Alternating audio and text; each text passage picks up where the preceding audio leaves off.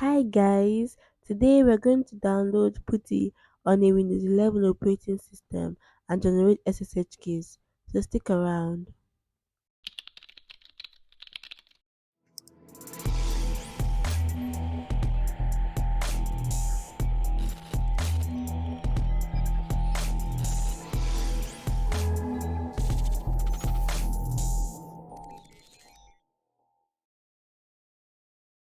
So in your browser, you type download Putty. You can use any browser of your choice.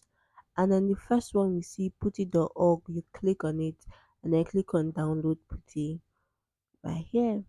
Then we scroll down and we can see Windows installer. Since we are installing on a Windows system, the 64 bits, and that is what we are going to install. So just click on that, and yeah, it's done downloading. So open it and then click on OK, and the dialog box will appear. Welcome to Putty. So click on next. You can change where you want it to be saved. I'm okay with this. So click on next. Yeah. So you can choose to add Putty as a shortcut on your desktop or not. But I'm just going to add it to my desktop. So enable feature will be installed on local drive, local hard drive. Okay, that's okay for me. That is not compulsory, but I just want to do that, and then I'll click on install. A prompt will come up asking if you want to add the changes. Just click on yes, and then it will install. So yeah, view readme file. You can click on finish. Using notepad to view the readme file. Yeah, now you know that it is downloaded. You can also go to the search bar and type putty on your Windows, and you see there. Next thing I want to do is to create a folder to save my SSH keys. So you navigate to where you want your folder to be, and then you create your folder for your SSH key.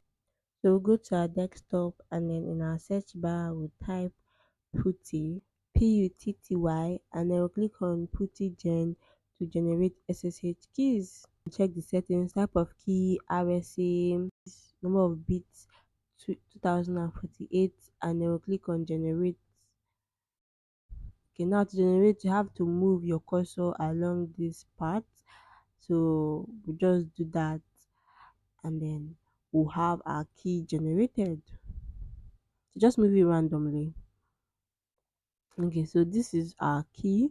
So you can choose to save your public key and your private key. You should save your public key and your private key.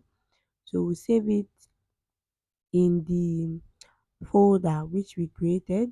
So just click on save public key and then save it, and then save private key and then save it.